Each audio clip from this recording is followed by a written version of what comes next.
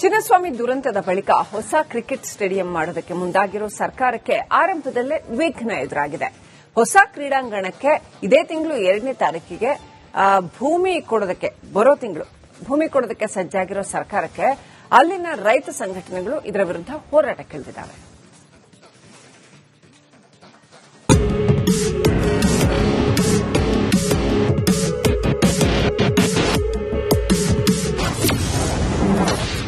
ಆನೇಕಲ್ನಲ್ಲಿ ತಲೆ ಎತ್ತಲಿದೆ 2ನೇ ಅತಿದೊಡ್ಡ ಸ್ಟೇಡಿಯಂ.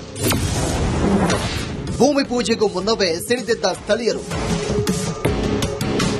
ಆನೇಕಲ್ನ ಇಳ್ಲವಾಡಿ ವ್ಯಾಪ್ತಿಯಲ್ಲಿ ನಿರ್ಮಿಸಲು ಉದ್ದೇಶಿಸಿರುವ ಬೃಹತ್ ಕ್ರಿಕೆಟ್ ಸ್ಟೇಡಿಯಂ ಯೋಜನೆಗೆ ವಿರೋಧ ವ್ಯಕ್ತವಾಗಿದೆ. ಬನ್ನೇರುಘಟ್ಟ ರಾಷ್ಟ್ರೀಯ ಉದ್ಯಾನದಿಂದ ಕೇವಲ 1.5 ಕಿಲೋಮೀಟರ್ ದೂರದಲ್ಲೇ ಸ್ಟೇಡಿಯಂ ನಿರ್ಮಾಣಕ್ಕೆ ಸರ್ಕಾರ ಮುಂದಾಗಿದೆ.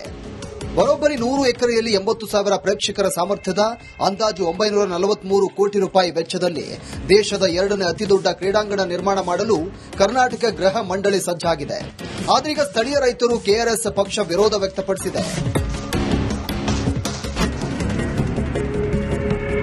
ಇದೇ ಜಾಗದಲ್ಲಿ ಮೇ 23ರಂದು ಗುದ್ಲಿ ಪೂಜೆ ಆಗಲಿದೆ. ಸಿಎಂ ಅವರು ಡಿಸಿಎಂ ಅವರು ಗುದ್ಲಿ ಪೂಜೆ ಮಾಡಲಿದ್ದಾರೆ. ಒಟ್ಟು 100 ಎಕರೆಯಲ್ಲಿ 900 ಕೋಟಿಯಷ್ಟು ವೆಚ್ಚದಲ್ಲಿ ಈಗ ದೊಡ್ಡ ಮಟ್ಟದಲ್ಲಿ ಕ್ರಿಕೆಟ್ ಕ್ರೀಡಾಂಗಣ ಆಗಲಿದೆ ಮತ್ತು 27 ವಿವಿಧ ಕ್ರೀಡೆಗಳು ಸಹ ಇಲ್ಲಿ ಗ್ರೌಂಡ್ ಸಹ ಇರುತ್ತೆ, ಇಂಡೋರ್ ಔಟ್ಡೋರ್ ಗ್ರೌಂಡ್ ಸಹ. ಹೀಗಾಗಿ ಎಲ್ಲ ರೀತಿಯ ಸಿದ್ಧತೆ ಮಾಡಿಕೊಂಡಿದ್ದಾರೆ. 23ಕ್ಕೆ ಇಲ್ಲಿನ ಗುದ್ಲಿ ಪೂಜೆ ಆಗುತ್ತೆ. ಆದ್ರೆ ಈಗ ರೈತರು ಒಂದ್ ಕಡೆ ಆಕ್ರೋಶ ಕಾರಣವಾಗಿದೆ. ಬನ್ನೇರುಘಟ್ಟ ರಾಷ್ಟ್ರೀಯ ಉದ್ಯಾನವನ ಜೀವ ವೈವಿಧ್ಯ ತಾಣವಾಗಿದ್ದು ಕಾವೇರಿ ವನ್ಯಜೀವಿ ಧಾಮ, ಮಲೆ ಮಹದೇಶ್ವರ ಬೆಟ್ಟ, ಅರಣ್ಯ ಪ್ರದೇಶವನ್ನು ಸಂಪರ್ಕಿಸುವ ಪ್ರಮುಖ ಕೊಂಡಿಯಾಗಿದೆ. ಇಂತಹ ಸೂಕ್ಷ್ಮ ಪ್ರದೇಶದಲ್ಲಿ ಬೃಹತ್ ಕ್ರೀಡಾಂಗಣ ಮಾಡುವುದು ಸೂಕ್ತವಲ್ಲ. ಸರ್ಕಾರ ಭೂಗಳ್ಳರಿಗೆ ಅನುವು ಮಾಡಿಕೊಳ್ಳುವ ಜೊತೆಗೆ ಶಾಸಕರು ಹಾಗೂ ಸಚಿವರ ಇಲ್ಲಿ 100 ಎಕರೆ ಜಾಗ ಇದೆ ಅಂತ ಸ್ಥಳೀಯರು ಆರೋಪ ಮಾಡಿದ್ದಾರೆ. ಸ್ಟೇಡಿಯಂ ಬೇಕಾಗಿಲ್ಲ, ಯಾಕಂತಂದ್ರೆ ಇದು ಬನ್ನರಘಟ್ಟ ನ್ಯಾಷನಲ್ ಪಾರ್ಕ್, ಇದು ಎಕಸೆಟಿ ಝೋನು, ಹಸಿರು ವಲಯ, ಅರಣ್ಯ ಪ್ರದೇಶ ಅಂತ ಮಾಡಿದ್ದಾರೆ. ಸುಮಾರು ಹಿಂದೆ ಇರ್ತಕ್ಕಂಥ ಅಧಿಕಾರಿಗಳು ಮಾಡಿದ್ದಾರೆ. ಯಾಕಂತಂದ್ರೆ ಕಾಡು ಪ್ರಾಣಿಗಳು ತೊಂದರೆ ಆಗ್ತದೆ ಮತ್ತು ಪರಿಸರ ಹಾಳಾಗೋಗ್ತದೆ ಅಂದ್ಬಿಟ್ಟು ಇದು ಮಾಡಿದ್ದಾರೆ. ಆದ್ರೂ ಇವರು ಅದನ್ನ ಲೆಕ್ಕಕ್ಕೆ ತಕೊಂಡ್ರೆ ನಮ್ಮ ರಾಜ್ಯ ಸರ್ಕಾರ ಸ್ಟೇಡಿಯಂ ಅಂತೆ, ಆಮೇಲೆ KHB ಅಂತೆ, ರೆಸಾರ್ಟ್ಗಳಂತೆ ಇದೆಲ್ಲ ಮಾಡಿಕೊಂಡು ಸುಮಾರು ಒಂದು ಪರಿಸರ ಹಾಳು ಮಾಡ್ತಾ ಇದ್ದಾರೆ. ನಮಗೆ ಬಹಳ ಒಂದು ಬೇಜಾರಾಗ್ತಾ ಇದೆ. ಇದು ಈ ಬಗ್ಗೆ ಸಚಿವ ಜಮೀರ್ ಅನ್ನ ಕೇಳಿದ್ರೆ ಹೇಳೋದು ಹೀಗೆ: ಇದಕ್ಕೂ ಫಾರೆಸ್ಟ್ಗೆ ಸಂಬಂಧ ಇಲ್ಲ. ಇದ್ರದ್ದು ನಮ್ಮ ಸೂರ್ಯ ಸಿಟಿ ಫಸ್ಟ್ ಫೇಸ್ ಇಲ್ಲಿ, ಸೆಕೆಂಡ್ ಫೇಸ್ ಇಲ್ಲಿ, ಥರ್ಡ್ ಫೇಸ್ ಇಲ್ಲಿ, ಫೋರ್ತ್ ಫೇಸ್ ಇಲ್ಲಿ, ನಮಗೂ ಫಾರೆಸ್ಟ್ಗೆ ಸಂಬಂಧ ದೂರ ಸಂಬಂಧ ಇಲ್ಲ. ಆನೆಗಳು ಓಡಾಡ್ತೀವಿ, ಆನೆಗಳ ಕಾರಿಡಾರ್ ಅಂತ ಹೇಳ್ತಿದ್ದಾರೆ ಸರ್. ಇಲ್ಲ, ಆ ತರ ಇಲ್ಲಿ ಯಾವುದೂ ಸಮಸ್ಯೆ ಇಲ್ಲ. ಯಾರು ವಿರೋಧ ಮಾಡಿದಾರೆ ಅವ್ರು ಬರ್ಲಿ. ನಮ್ಮ ಈಗ ಲಾಯರ್ ಅವ್ರು ಬಂದಿದ್ರು. ಇನ್ನು ಅರಣ್ಯ ಸಚಿವ ಈಶ್ವರ್ ಖಂಡ್ರೆ ಅವರನ್ನ ಕೇಳಿದ್ರೆ ಬನ್ನೇರುಘಟ್ಟ ಬಫರ್ ಝೋನ್ ವಿಚಾರ ಸುಪ್ರೀಂ ಕೋರ್ಟ್ನಲ್ಲಿದೆ ಅಂತ ಹೇಳಿದ್ದಾರೆ. ನೋಡಿ, ಬನ್ನೇರುಘಟ್ಟ ಬಫರ್ ಝೋನ್ ಇಶ್ಯೂ ಏನಿದೆ ಅದು ಸರ್ವೋಚ್ಚ ನ್ಯಾಯಾಲಯದಲ್ಲಿದೆ. ಸರ್ವೋಚ್ಚ ನ್ಯಾಯಾಲಯದ ಒಂದು ಆದೇಶದ ಮೇರೆಗೆ ಇವತ್ತು ಒಂದು ತಜ್ಞರ ಸಮಿತಿ ಬಂದು ಅಲ್ಲಿ ಸಮೀಕ್ಷೆಯನ್ನು ಮಾಡಿಕೊಂಡು ಹೋಗಿದ್ದಾರೆ. ಏನು ವರದಿ ಕೊಟ್ಟಿದ್ದಾರೆ ನನಗೆ ಮಾಹಿತಿ ಇಲ್ಲ. ಸರ್ವೋಚ್ಚ ನ್ಯಾಯಾಲಯದ ತೀರ್ಪೇನಿದೆ ಆ ತೀರ್ಪಿಗೆ ಸರ್ಕಾರ ಬದ್ಧವಾಗಿರುತ್ತದೆ ಅನ್ನುವಂಥ ಮಾತನ್ನು ಹೇಳಲಿಕ್ಕೆ ಬಯಸ್ತೇನೆ. ಸದ್ಯ ಸೂರ್ಯನಗರ 4ನೇ ಹಂತದಲ್ಲಿ ಅಂತಾರಾಷ್ಟ್ರೀಯ ಕ್ರಿಕೆಟ್ ಕ್ರೀಡಾಂಗಣ ನಿರ್ಮಾಣ ಮಾಡಲು ಮೇ 23ರಂದು ಸಿಎಂ ಸಿದ್ದರಾಮಯ್ಯ, ಡಿಸಿಎಂ ಶಂಕುಸ್ಥಾಪನೆ ಮಾಡಲಿದ್ದು, ಇಂದು ಸಚಿವ ಜಮೀರ್ ಅಹಮದ್ ಖಾನ್ ಸೇರಿದಂತೆ ಗೃಹ ಮಂಡಳಿ ಅಧ್ಯಕ್ಷ ಹಾಗೂ ಅಧಿಕಾರಿಗಳು ಬಂದು ಸ್ಥಳ ಪರಿಶೀಲನೆ ಮಾಡಿದರು. Veeresh Hiremath, metro bureau, republic Kannada.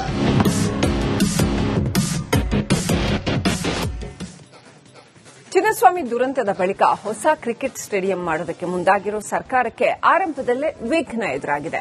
ಹೊಸ ಕ್ರೀಡಾಂಗಣಕ್ಕೆ ಇದೇ ತಿಂಗಳು 2ನೇ ತಾರೀಕಿಗೆ ಭೂಮಿ ಕೊಡೋದಕ್ಕೆ ಬರೋ ತಿಂಗಳು ಭೂಮಿ ಕೊಡೋದಕ್ಕೆ ಸಜ್ಜಾಗಿರೋ ಸರ್ಕಾರಕ್ಕೆ ಅಲ್ಲಿನ ರೈತ ಸಂಘಟನೆಗಳು ಇದರ ವಿರುದ್ಧ ಹೋರಾಟಕ್ಕಿಳಿದಿದ್ದಾವೆ.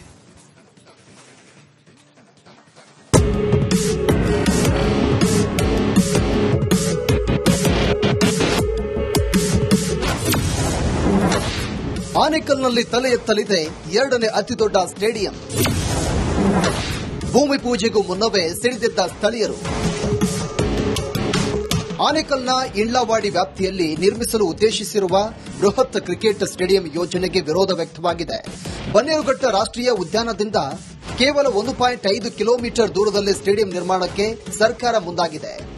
ಬರೋಬ್ಬರಿ 100 ಎಕರೆಯಲ್ಲಿ 80,000 ಪ್ರೇಕ್ಷಕರ ಸಾಮರ್ಥ್ಯದ ಅಂದಾಜು 943 ಕೋಟಿ ರೂಪಾಯಿ ವೆಚ್ಚದಲ್ಲಿ ದೇಶದ 2ನೇ ಅತಿದೊಡ್ಡ ಕ್ರೀಡಾಂಗಣ ನಿರ್ಮಾಣ ಮಾಡಲು ಕರ್ನಾಟಕ ಗೃಹ ಮಂಡಳಿ ಸಜ್ಜಾಗಿದೆ. ಆದ್ರೀಗ ಸ್ಥಳೀಯ ರೈತರು ಕೆಆರ್ಎಸ್ ಪಕ್ಷ ವಿರೋಧ ವ್ಯಕ್ತಪಡಿಸಿದೆ. ಇದೇ ಜಾಗದಲ್ಲಿ ಮೇ 23ರಂದು ಗುದ್ಲಿ ಪೂಜೆ ಆಗಲಿದೆ. ಸಿಎಂ ಅವರು ಡಿಸಿಎಂ ಅವರು ಗುದ್ಲಿ ಪೂಜೆ ಮಾಡಲಿದ್ದಾರೆ. ಒಟ್ಟು 100 ಎಕರೆಯಲ್ಲಿ 900 ಕೋಟಿಯಷ್ಟು ವೆಚ್ಚದಲ್ಲಿ ಈಗ ದೊಡ್ಡ ಮಟ್ಟದಲ್ಲಿ ಕ್ರಿಕೆಟ್ ಕ್ರೀಡಾಂಗಣ ಆಗಲಿದೆ ಮತ್ತು 27 ವಿವಿಧ ಕ್ರೀಡೆಗಳು ಸಹ ಇಲ್ಲಿ ಗ್ರೌಂಡ್ ಸಹ ಇರುತ್ತೆ, ಇಂಡೋರ್ ಔಟ್ಡೋರ್ ಗ್ರೌಂಡ್ ಸಹ. ಹೀಗಾಗಿ ಎಲ್ಲ ರೀತಿಯ ಸಿದ್ಧತೆ ಮಾಡಿಕೊಂಡಿದ್ದಾರೆ.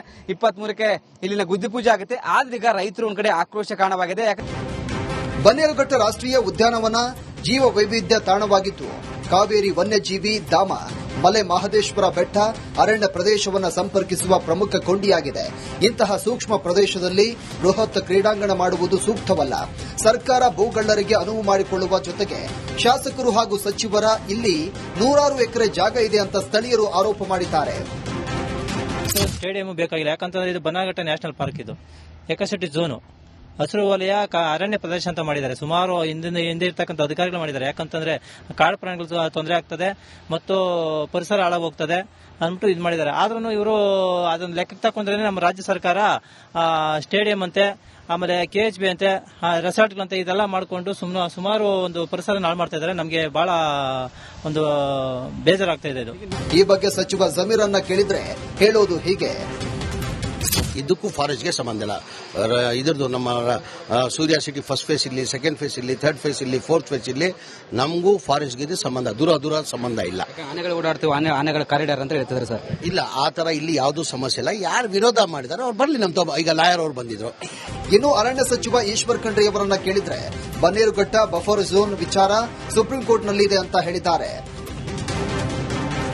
ನೋಡಿ, ಬನ್ನೇರುಘಟ್ಟ ಬಫರ್ ಝೋನ್ ಇಶ್ಯೂ ಏನಿದೆ ಅದು ಸರ್ವೋಚ್ಚ ನ್ಯಾಯಾಲಯದಲ್ಲಿದೆ.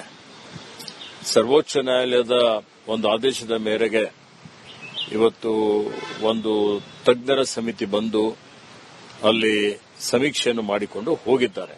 ಏನು ವರದಿ ಕೊಟ್ಟಿದ್ದಾರೆ ನನಗೆ ಮಾಹಿತಿ ಇಲ್ಲ. ಸರ್ವೋಚ್ಚ ನ್ಯಾಯಾಲಯದ ತೀರ್ಪೇನಿದೆ ಆ ತೀರ್ಪಿಗೆ ಸರ್ಕಾರ ಬದ್ಧವಾಗಿರುತ್ತದೆ ಅನ್ನುವಂಥ ಮಾತನ್ನು ಹೇಳಲಿಕ್ಕೆ ಬಯಸ್ತೇನೆ. ಸದ್ಯ ಸೂರ್ಯನಗರ 4ನೇ ಹಂತದಲ್ಲಿ ಅಂತಾರಾಷ್ಟ್ರೀಯ ಕ್ರಿಕೆಟ್ ಕ್ರೀಡಾಂಗಣ ನಿರ್ಮಾಣ ಮಾಡಲು ಮೇ 23ರಂದು ಸಿಎಂ ಸಿದ್ದರಾಮಯ್ಯ ಡಿಸಿಎಂ ಶಂಕುಸ್ಥಾಪನೆ ಮಾಡಲಿದ್ದು, ಇಂದು ಸಚಿವ ಜಮೀರ್ ಅಹಮದ್ ಖಾನ್ ಸೇರಿದಂತೆ ಗೃಹ ಮಂಡಳಿ ಅಧ್ಯಕ್ಷ ಹಾಗೂ ಅಧಿಕಾರಿಗಳು ಬಂದು ಸ್ಥಳ ಪರಿಶೀಲನೆ ಮಾಡಿದರು. Veeresh Hiremath, metro bureau, republic Kannada.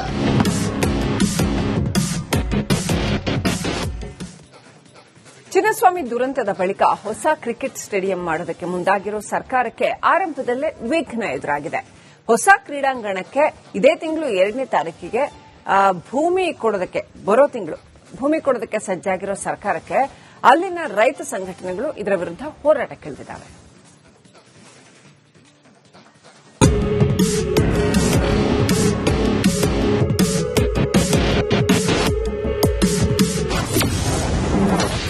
ಆನೇಕಲ್ನಲ್ಲಿ ತಲೆ ಎತ್ತಲಿದೆ 2ನೇ ಅತಿದೊಡ್ಡ ಸ್ಟೇಡಿಯಂ. ಭೂಮಿ ಪೂಜೆಗೂ ಮುನ್ನವೇ ಸಿಡಿದಿದ್ದ ಸ್ಥಳೀಯರು. ಆನೇಕಲ್ನ ಇಳ್ಳವಾಡಿ ವ್ಯಾಪ್ತಿಯಲ್ಲಿ ನಿರ್ಮಿಸಲು ಉದ್ದೇಶಿಸಿರುವ ಬೃಹತ್ ಕ್ರಿಕೆಟ್ ಸ್ಟೇಡಿಯಂ ಯೋಜನೆಗೆ ವಿರೋಧ ವ್ಯಕ್ತವಾಗಿದೆ. ಬನ್ನೇರುಘಟ್ಟ ರಾಷ್ಟ್ರೀಯ ಉದ್ಯಾನದಿಂದ ಕೇವಲ 1.5 ಕಿಲೋಮೀಟರ್ ದೂರದಲ್ಲೇ ಸ್ಟೇಡಿಯಂ ನಿರ್ಮಾಣಕ್ಕೆ ಸರ್ಕಾರ ಮುಂದಾಗಿದೆ. ಬರೋಬ್ಬರಿ 100 ಎಕರೆಯಲ್ಲಿ 80,000 ಪ್ರೇಕ್ಷಕರ ಸಾಮರ್ಥ್ಯದ ಅಂದಾಜು 943 ಕೋಟಿ ರೂಪಾಯಿ ವೆಚ್ಚದಲ್ಲಿ ದೇಶದ 2ನೇ ಅತಿದೊಡ್ಡ ಕ್ರೀಡಾಂಗಣ ನಿರ್ಮಾಣ ಮಾಡಲು ಕರ್ನಾಟಕ ಗೃಹ ಮಂಡಳಿ ಸಜ್ಜಾಗಿದೆ.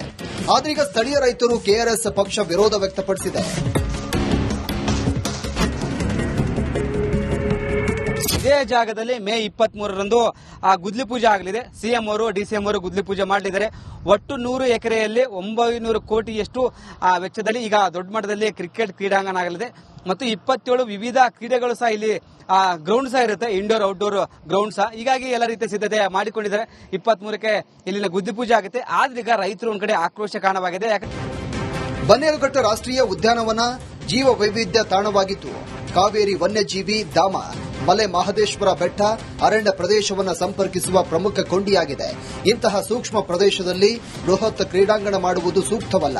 ಸರ್ಕಾರ ಭೂಗಳ್ಳರಿಗೆ ಅನುವು ಮಾಡಿಕೊಳ್ಳುವ ಜೊತೆಗೆ ಶಾಸಕರು ಹಾಗೂ ಸಚಿವರ ಇಲ್ಲಿ 100 ಎಕರೆ ಜಾಗ ಇದೆ ಅಂತ ಸ್ಥಳೀಯರು ಆರೋಪ ಮಾಡಿದ್ದಾರೆ. ಸ್ಟೇಡಿಯಂ ಬೇಕಾಗಿಲ್ಲ, ಯಾಕಂತಂದ್ರೆ ಇದು ಬನ್ನಘಟ್ಟ ನ್ಯಾಷನಲ್ ಪಾರ್ಕ್, ಇದು ಎಕಸೆಟಿ ಝೋನು, ಹಸಿರು ವಲಯ, ಅರಣ್ಯ ಪ್ರದೇಶ ಅಂತ ಮಾಡಿದ್ದಾರೆ. ಸುಮಾರು ಹಿಂದೆ ಇರ್ತಕ್ಕಂಥ ಅಧಿಕಾರಿಗಳು ಮಾಡಿದ್ದಾರೆ. ಯಾಕಂತಂದ್ರೆ ಕಾಡು ಪ್ರಾಣಿಗಳು ತೊಂದರೆ ಆಗ್ತದೆ ಮತ್ತು ಪರಿಸರ ಹಾಳಾಗೋಗ್ತದೆ ಅಂದ್ಬಿಟ್ಟು ಇದು ಮಾಡಿದ್ದಾರೆ. ಆದ್ರೂ ಇವರು ಅದನ್ನ ಲೆಕ್ಕಕ್ಕೆ ತಕೊಂಡ್ರೆ ನಮ್ಮ ರಾಜ್ಯ ಸರ್ಕಾರ ಸ್ಟೇಡಿಯಂ ಅಂತೆ, ಆಮೇಲೆ KHB ಅಂತೆ, ರೆಸಾರ್ಟ್ಗಳಂತೆ ಇದೆಲ್ಲ ಮಾಡಿಕೊಂಡು ಸುಮಾರು ಒಂದು ಪರಿಸರ ಹಾಳು ಮಾಡ್ತಾ ಇದ್ದಾರೆ. ನಮಗೆ ಬಹಳ ಒಂದು ಬೇಜಾರಾಗ್ತಾ ಇದೆ ಇದು. ಈ ಬಗ್ಗೆ ಸಚಿವ ಜಮೀರ್ ಅನ್ನ ಕೇಳಿದ್ರೆ ಹೇಳೋದು ಹೀಗೆ. ಇದಕ್ಕೂ ಫಾರೆಸ್ಟ್ಗೆ ಸಂಬಂಧ ಇಲ್ಲ. ಇದ್ರದ್ದು ನಮ್ಮ ಸೂರ್ಯ ಸಿಟಿ ಫಸ್ಟ್ ಫೇಸ್ ಇಲ್ಲಿ, ಸೆಕೆಂಡ್ ಫೇಸ್ ಇಲ್ಲಿ, ಥರ್ಡ್ ಫೇಸ್ ಇಲ್ಲಿ, ಫೋರ್ತ್ ಫೇಸ್ ಇಲ್ಲಿ ನಮಗೂ ಫಾರೆಸ್ಟ್ಗೆ ಸಂಬಂಧ ದೂರ ಸಂಬಂಧ ಇಲ್ಲ. ಆನೆಗಳು ಓಡಾಡ್ತೀವಿ, ಆನೆಗಳ ಕಾರಿಡಾರ್ ಅಂತ ಹೇಳ್ತಿದ್ದಾರೆ ಸರ್. ಇಲ್ಲ, ಆ ತರ ಇಲ್ಲಿ ಯಾವುದೂ ಸಮಸ್ಯೆ ಇಲ್ಲ. ಯಾರು ವಿರೋಧ ಮಾಡಿದಾರೆ ಅವ್ರು ಬರ್ಲಿ. ನಮ್ಮ ಈಗ ಲಾಯರ್ ಅವ್ರು ಬಂದಿದ್ರು. ಇನ್ನು ಅರಣ್ಯ ಸಚಿವ ಈಶ್ವರ್ ಖಂಡ್ರೆ ಅವರನ್ನ ಕೇಳಿದ್ರೆ ಬನ್ನೇರುಘಟ್ಟ ಬಫರ್ ಝೋನ್ ವಿಚಾರ ಸುಪ್ರೀಂ ಕೋರ್ಟ್ನಲ್ಲಿದೆ ಅಂತ ಹೇಳಿದ್ದಾರೆ.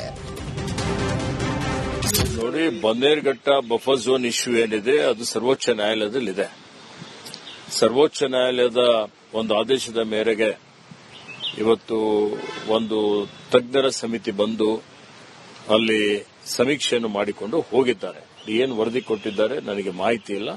ಸರ್ವೋಚ್ಚ ನ್ಯಾಯಾಲಯದ ತೀರ್ಪೇನಿದೆ ಆ ತೀರ್ಪಿಗೆ ಸರ್ಕಾರ ಬದ್ಧವಾಗಿರುತ್ತದೆ ಅನ್ನುವಂಥ ಮಾತನ್ನು ಹೇಳಲಿಕ್ಕೆ ಬಯಸ್ತೇನೆ. ಸದ್ಯ ಸೂರ್ಯನಗರ 4ನೇ ಹಂತದಲ್ಲಿ ಅಂತಾರಾಷ್ಟ್ರೀಯ ಕ್ರಿಕೆಟ್ ಕ್ರೀಡಾಂಗಣ ನಿರ್ಮಾಣ ಮಾಡಲು ಮೇ 23ರಂದು ಸಿಎಂ ಸಿದ್ದರಾಮಯ್ಯ ಡಿಸಿಎಂ ಶಂಕುಸ್ಥಾಪನೆ ಮಾಡಲಿದ್ದು, ಇಂದು ಸಚಿವ ಜಮೀರ್ ಅಹಮದ್ ಖಾನ್ ಸೇರಿದಂತೆ ಗೃಹ ಮಂಡಳಿ ಅಧ್ಯಕ್ಷ ಹಾಗೂ ಅಧಿಕಾರಿಗಳು ಬಂದು ಸ್ಥಳ ಪರಿಶೀಲನೆ ಮಾಡಿದರು.